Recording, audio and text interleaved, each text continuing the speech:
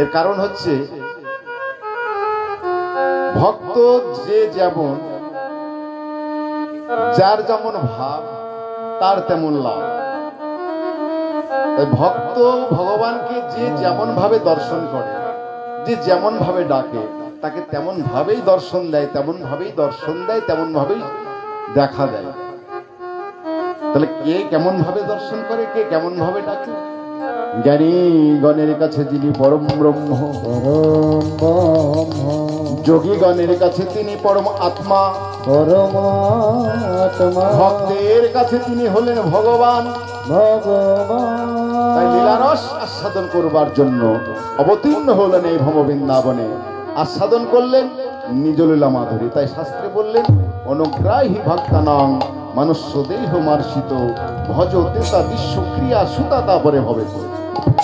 অর্থাৎ ভগবান শ্রীকৃষ্ণ মনুষ্য দেহ আশ্রয় করিয়া লীলার মধ্য দিয়ে জীবকে শিক্ষা দিলেন।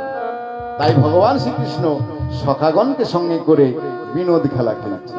কিন্তু খেলতে খেলতে সুবলের বদন দর্শন যেই না করেছে, তার রাধার কথা মনে পড়েছে। তাহলে দেখুন, 8 জন সখাকে সঙ্গে করে খেলা করছেন, 24 জন সখা 8 জনকে সঙ্গে করে খেলা করছেন, কিন্তু কারো বদন দেখে রাধার কথা মনে পড়লো না। কিন্তু সুবলের বদন দর্শন যেই না করলো, রাধার কথা কেন মনে পড়লো? এর কারণ কি জানেন তো মা? এর কারণ হচ্ছে সুবল সখার অন্য কেউ নয়, সুবল সখা হচ্ছে রাধারানীর কাকাতো ভাই। তাহলে দেখবেন এই কাকাতো, জেঠতো, খুড়তো ভাই বোন এবং সকলের একটা পরিবারে দেখবেন আপন আপন একটু চেহারার মিল থাকে। কাকাতো ভাই হচ্ছে বিশ্বভানু রাজার কন্যা রাধারানী, আর সুভানু রাজা হচ্ছে এই সুবল সখা, আর চন্দ্রভানুর সন্তান হচ্ছে শ্রীরাম সখা।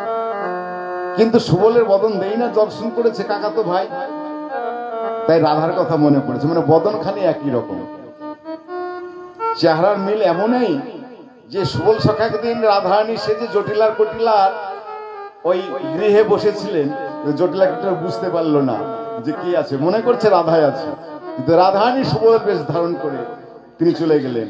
সুবল মিলনে এটা পাওয়া যায়, তাহলে বুঝতে পারলেন না।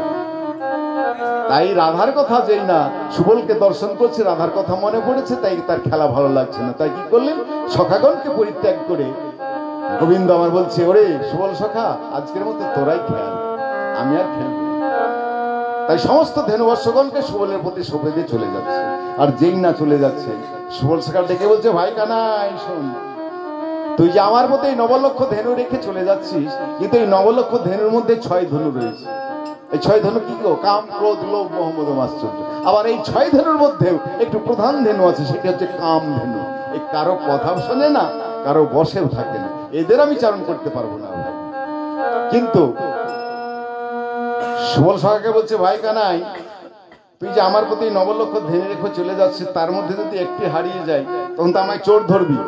বলে, আমার কোথায় গেল? ভালো করে দেখে নে সব আছে কিনা। এইবার সুবল সখা সমস্ত ধেনুবর্ষকে দর্শন করছেন, দর্শন করে বলছে, ভাই কানাই শোন শোন, একজনকে আমি দেখতে পেলাম না। বলে, একজন আবার কে রে? ওই দেখ, যাকে তুই, যার নাম মঙ্গলী, সেই মঙ্গলের শিশু মানে বাছুরি, তাকে কিন্তু আমি দেখতে পাচ্ছি না। তখন গোবিন্দ বলে, ওরে সুবল সখা শোন, আমি বলেছিলাম মঙ্গলীকে, রে মঙ্গলী, বেশি লোভ করে যেন দূর গহন বনে যাস না। এই দা ওই কদম্ব বৃক্ষের নিচে যতটুকু বৃষ্টি বৃষ্টি ঘাস পাবি, ততটুকুই আস্বাদন করবি, বেশি লোভ করে যেন দূর গহন বনে যাস না। কিন্তু মঙ্গলী তো আমার কথা শুনে নাই। আর মঙ্গলী কি করেছে গো? সে তো বালক, না বালক, মানে বালকও না বা না বালক, কথার দুটো অর্থ। তাই কি করলেন, আমি মঙ্গলীকে বলেছিলাম যতটুকু সম্ভব এই বৃক্ষের নিচে বসে যতটুকু সম্ভব ওই মিষ্টি মিষ্টি ঘাস আস্বাদন করবি, বেশি লোভ করে যাস না। কিন্তু মঙ্গলী কি করেছে,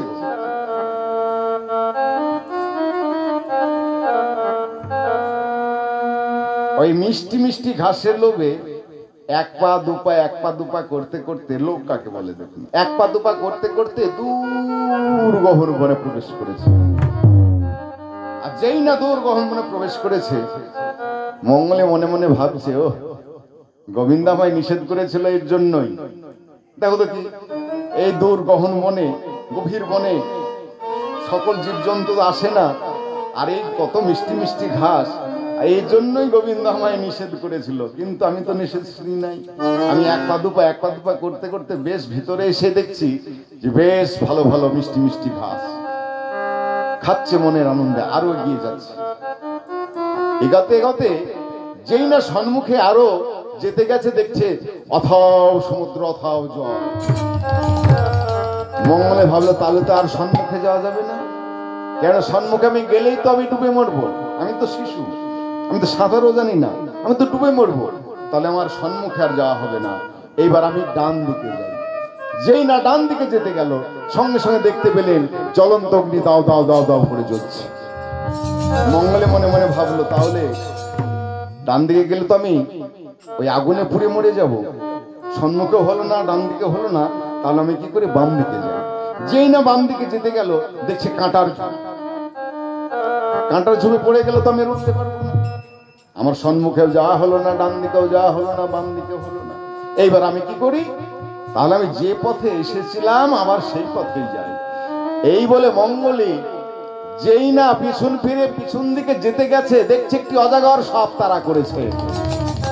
আর যেই না অজাগর সাপ তাড়া করেছে, তখন গোবিন্দ গোবিন্দ বলে স্মরণ করতে লাগলেন আর বললেন, হে গোবিন্দ, হে গোবিন্দ, গোবিন্দ হে গোবিন্দ হে,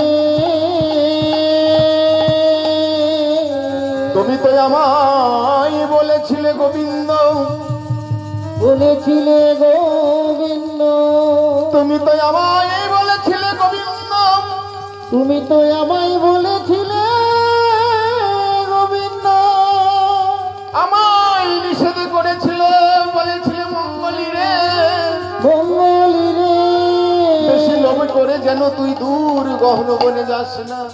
কিন্তু আমি তো তোমার কথা শুনি নাই, তাই তোমার কথা অমান্য করে যেই না আমি এসেছি, বিপদে পড়েছি, তুমি আমায় উদ্ধার করো গোবিন্দ, উদ্ধার করো হে গোবিন্দ।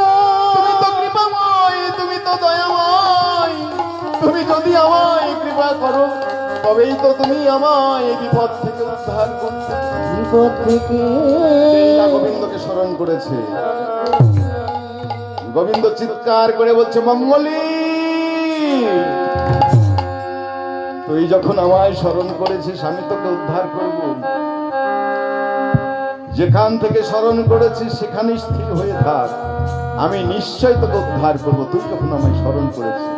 এইবার গোবিন্দ ছুটতে ছুটতে আসছে ভক্তকে উদ্ধার করবার জন্য উন্মাদের মতো। আর মঙ্গলি মঙ্গলি বলে ডাকছে, মঙ্গলি, মঙ্গলি। এইবার যেই না মঙ্গলের সম্মুখে গিয়েছে, মঙ্গলি বলছে, প্রভু তুমি এসেছো প্রভু। সামান্য এই বালক শিশু মঙ্গলে তোমার ভক্ত এমন হতে পারিনি, তোমার কথা আমি শুনি নাই, না শুনে আজ ভুল করে এই দূর গহন বনে এসেছি, আর তুমি আমায় উদ্ধার করতে এসেছো। গোবিন্দ বললেন, মঙ্গলে রে, তুই আমার পরম ভক্ত, তুই যখন আমায় স্মরণ করেছিস, ভক্তি ভরে ডেকেছিস, আমি না এসে থাকতে পারি, কিন্তু এ কি করেছো প্রভু? হে গোবিন্দ, তুমি ভালো করে তোমার চরণ দিকে চেয়ে দেখেছ, যে চরণে মা যশোমতী আমার চন্দন দিতে ভয় পায়, তাই আঁচড় লাগবে বলে, সেই চরণে তুমি কত কাঁটার আঁচড় লাগিয়েছ, কত ধোলা লাগিয়েছ, তোমার ওই সর্বঅঙ্গ ক্ষত বিক্ষত হয়ে গেছে এই জঙ্গলে, মানে প্রবেশ করতে গিয়ে, আর তুমি এত কষ্ট করে আমায় উদ্ধার করতে এলে। গোবিন্দ বললেন, শোনো শোনো, ওরে মঙ্গলি, কোন ভক্ত যদি আমাকে তেমন ভরে ডাকতে পারে, যদি কেউ আমাকে ভক্তি ভরে ডাকতে পারে, সে যেমনই হোক না কেন, তুই যে বললি আমার মতো সামান্য ভক্ত, তুই সামান্য নস। কেন জানিস? ভালো করে চেয়ে দেখ। ভগবান, আমাদের হাতের 5টি আঙুল কি সমান? দেখুন তো। আচ্ছা বলুন তো, বড়টি যদি কাটা যায় যে ব্যথা পাওয়া যাবে, ছোটটা কাটলেও একই ব্যথা। গোবিন্দ তদ্রূপ বললেন, মঙ্গলী রে, ভক্ত আমার যেমনই হোক না, তার যদি ভক্তি থাকে আর সে যদি আমাকে তেমন ভাবে ডাকতে পারে, তাহলে আমি কেন, আমি তাকে উদ্ধার করতে নিশ্চয় আসবো। সে যেমনই হোক না কেন, আমি যখন এসেছি আমি তোকে উদ্ধার করে নিয়ে যাব। এই বলে গোবিন্দ আমার মঙ্গলীকে উদ্ধার করে নিয়ে গেলেন। নিয়ে গিয়ে এই যে এতক্ষণ মঙ্গলী মঙ্গলী করলাম, সে মঙ্গলী কে গো? আপনি, আমি, আমরা সকলে, আমরাও হলাম সেই মঙ্গলী। জীব শিক্ষা, কীর্তন মানে জীব শিক্ষা। এই মঙ্গল হচ্ছে আমরা গো। কারণ আমরাও যখন জননী জঠরে ছিলাম, হেড মুন্ডে ঊর্ধ্বপক্ষে, কত গোবিন্দের কাছে কেঁদে কেঁদে বলেছে, হে গোবিন্দ, এই নরক থেকে পৃথিবীর আলো দেখাও। পৃথিবীতে গিয়ে আমি তোমায় ডাকবো, তোমায় ভজবো, তোমায় সব, তোমাকে ভজবো, তোমাকে ডাকবো। কিন্তু যখনই পৃথিবীর আলো আমরা পেলাম, গোবিন্দকে ভজতে ভুলে গেলাম। তদ্রূপ গোবিন্দ আমাদেরকে বলে দিয়েছিল যে, ও শোনো শোনো জি, তোমরা পৃথিবীতে যাচ্ছ যাও, কিন্তু আমাকে ভুলো না। মঙ্গলীকে যেমন বলেছিল, কদম্বের বৃক্ষের নিচে যতটুকু মিষ্টি মিষ্টি ঘাস আস্বাদন করবি, ততটুকু সেবা করবি। তদ্রূপ আমাদেরকেও বলেছে যে, শোনো জি, যতটুকু সম্ভব এই সংসার রূপী বৃক্ষের নিচে বিষয় রূপী ঘাস আস্বাদন করবে।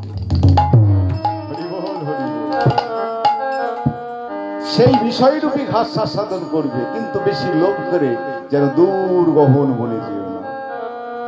আমাদের লোভ সামলাই। আমাদের যদি একটি গাড়ি হয়, পরে বলে আর একটি হোক, একতলা বাড়ি হোক, আবার বলে আর দোতলা হোক, আমার সন্তানের চাকরি হোক, আমরা সকলেই আমার আমার আমার আমার আমিত্ব নিয়ে বেঁচে আছি। কিন্তু কেউ গোবিন্দকে সেইভাবে কেউ বুঝতে পারল না। তাই গোবিন্দ বলে দিয়েছিলেন, যতটুকু সম্ভব এই সংসাররূপী বৃক্ষের নিচে মিষ্টি মিষ্টি বিষয়রূপী ঘাস আস্বাদন করবে, বেশি লোভ করে যেন দুর্গহন মনে জীবে। তদ্রূপ আবার সম্মুখে ছিল অথাও জল। আমাদের আছে কোন অথাও জল? সংসাররূপী সমুদ্র। বলুন তো বাবা, যেদিন থেকে জন্ম নিয়েছেন এখন পর্যন্ত এই সংসারের জন্য আপনি আমি কি না করছি? আপনি যখন চলতে পারবেন না, বলতে পারবেন না, তখনই আপনারই প্রিয়জন বলবে, তুমি আমার জন্য কি করেছো? কিন্তু ভগবান বলবেন না। ভগবান শুধু বলবে, ওরে তোমরা যাই করো না কেন, বাড়ি করো, গাড়ি করো, যাই করো, সংসারের জন্য যাই করো, যদি একবার আমার নাম করতে পারো, তাহলে আমি সকলকেই আমার কাছে তাকে আশ্রয় দিই। তাই সংসার সমুদ্রে ডুবে আমরা মরছি। যতই সংসার সমুদ্রে দেবেন, ততই অথাও জলে ডুবে যাবে, তার কিনারা পাবেন। ডান দিকে ছিল জ্বলন্ত অগ্নি, আমাদেরও আছে গো।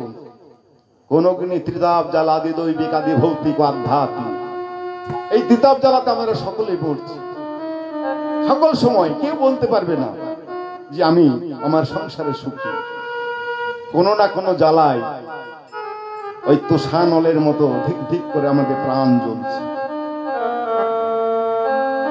বাম দিকে ছিল কি? কাঁটার ঝোপ, আমাদেরও আছে, যার জন্য গোবিন্দ ভজন হলো না। 6টি কাঁটা, একটি নয়। কাম, ক্রোধ, লোভ, মোহ, মদ, মাৎসর্য।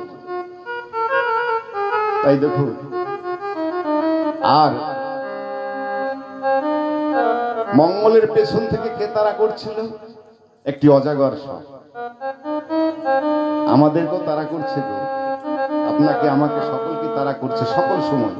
এই যে বসে আছি, এই যে হরিনাম করছি, তবু আমাদেরকে তারা করছে। কে তারা করছে? আয়ুরূপী অজাগর। আয়ুরূপী অজাগর আমাদেরকে তারা করছে। বলছে শোনো শোনো জীব, কবে যে তোমায় আমি গ্রাস করব তোমরা কেউ জানো না। যখনই আমাদের একটু জ্বর জ্বালা কিংবা কিছু হয় তখন কি মনে হয় গো, আর বোধ হয় আমি আর বাঁচব না। তাই অজাগর সাপ তারা করছে, আয়ুর্বী অজাগর সাপ। তাই ভগবান শ্রীকৃষ্ণ বললেন জীবেরও নিস্তার লাগি, নিস্তার লাগি, জীবেরও নিস্তার লাগি, নন্দ সুত হরি, নন্দ সুত হরি, ভুবনে প্রকাশ করি আমার, প্রকাশ করি আমার রূপ ধরি, গুরু রূপ ধরি। তাই গোবিন্দ গুরু রূপ ধারণ করে সকলকে জীবকে এই তত্ত্বজ্ঞানী দান করেন। জীবের অনিস্তার লগে নন্দ শুদ্ধ হরি, ভুবনে প্রকাশ করি আমার গুরু রূপ ধরি। গুরু রূপ ধারণ করেই জীবকে শিক্ষা দেয়, জীবকে সৎপথে আনতে পারে।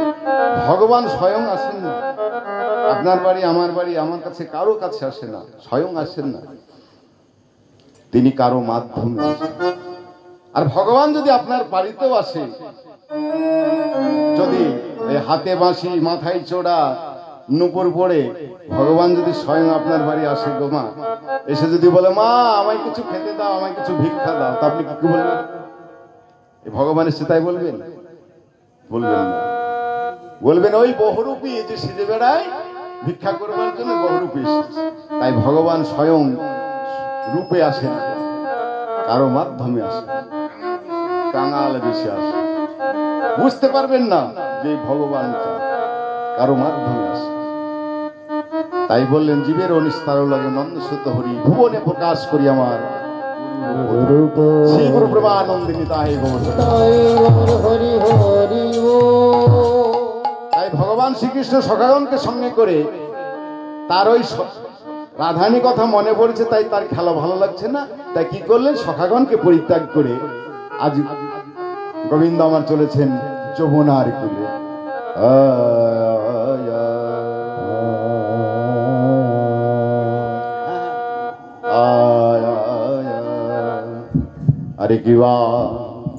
আরে কিবা সখা সখাগণ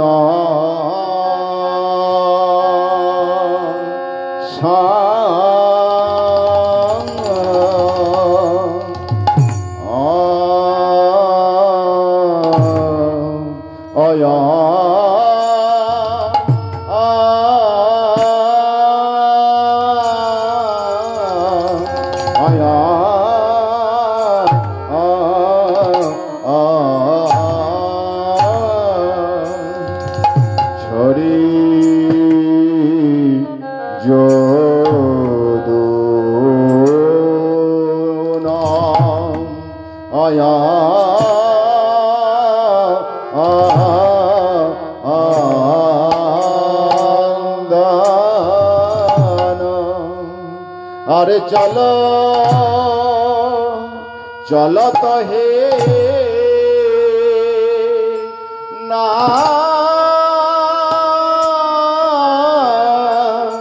দা গো রা আয়া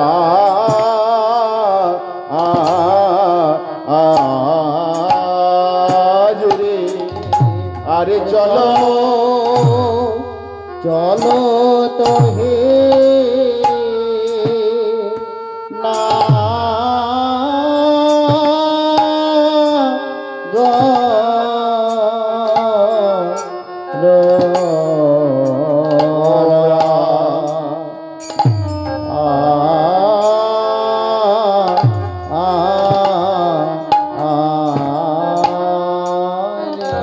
আরে চলো চলো তো হে আরে খেলা ভালো লাগে না ভাই আরে কি বা খেলা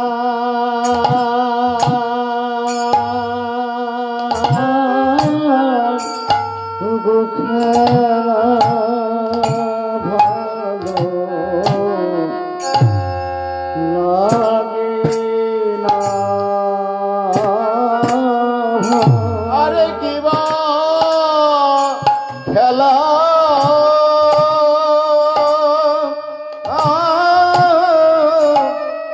খেলা খেলা ভালো লাগে না ভাই। ওরে কিবা খেলা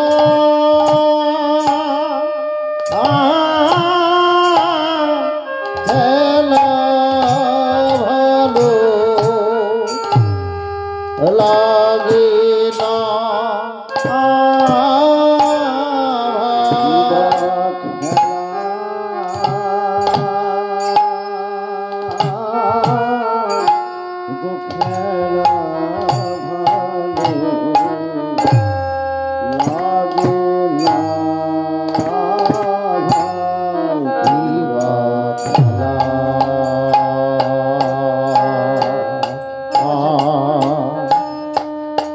খেলা ভালো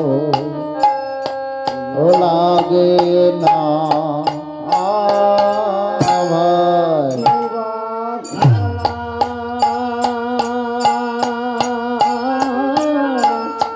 খেলা ভালো লাগে না ভাই। কিবা খেলা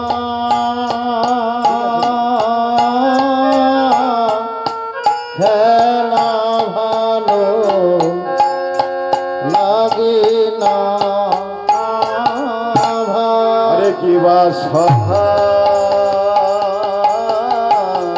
সখা শনি গোচরণে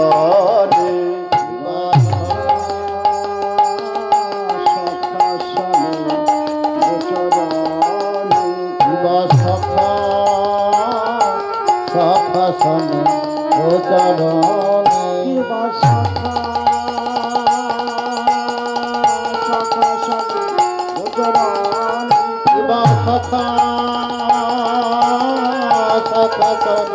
গোচরণে শাখা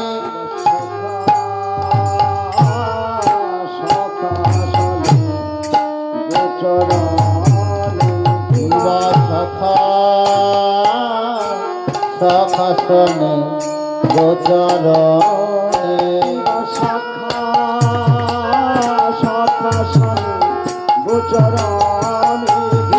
শাখা শাসনে গোচরণে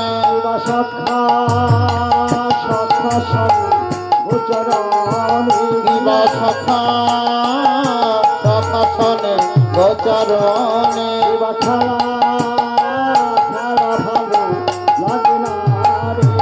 খেলা খেলা ভালো লাগে না রে খেলা ভালো লাগে না রে কিবা খেলা খেলা ভালো লাগে না রে কিবা খেলা ভালো কিবা খেলা খেলা ভালো লাগে না রে সখা সখা গণ সঙ্গ। ভগবান শ্রীকৃষ্ণ সখাগণকে পরিত্যাগ করে সেই যমুনার তীরে চলেছে। সখাগণ ছড়ি যদু নন্দন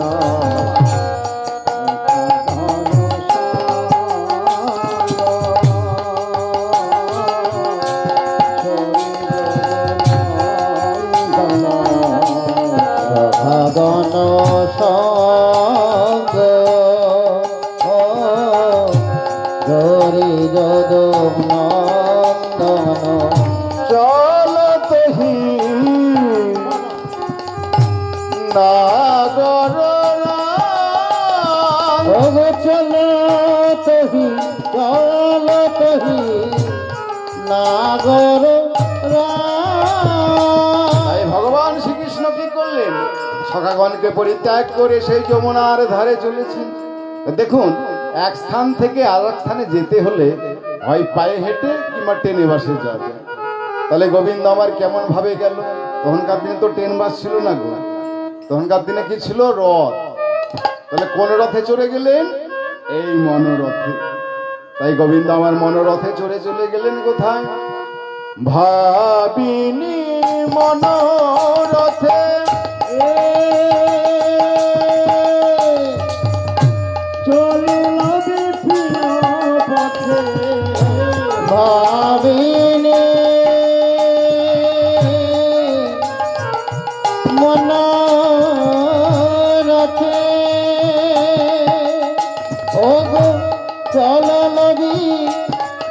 পথে ভাবিনি মনোরথে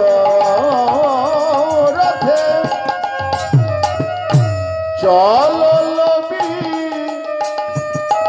তিন পথে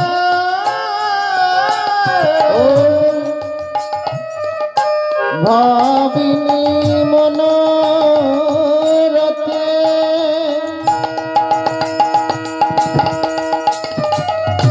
চলবি তিন পথে সাধিতে মন মত সাধিতে মন মত বিপিন পথে চলিল রে যে বিপিন পথে চলিল রে বিপিন পথে চলিল ওই বিপিন বিহারি হরি বিপিন পথে চলিল রে যে বিপিন হরি হরি যমুনার মনোবাসনা পুরাইতে বিপিন বিপিন হরি যমুনার মন বাসনা পুরাইতে বিপিন বিপিন হরি যমুনার বাসনা পুরাইতে বিপিন বিপিন হরি যমুনার বাসনা পুরাইতে বিপিন বিপিন হরি মন বাসনা পুরাইতে সাধিতে মন মত সাধিতে মন মত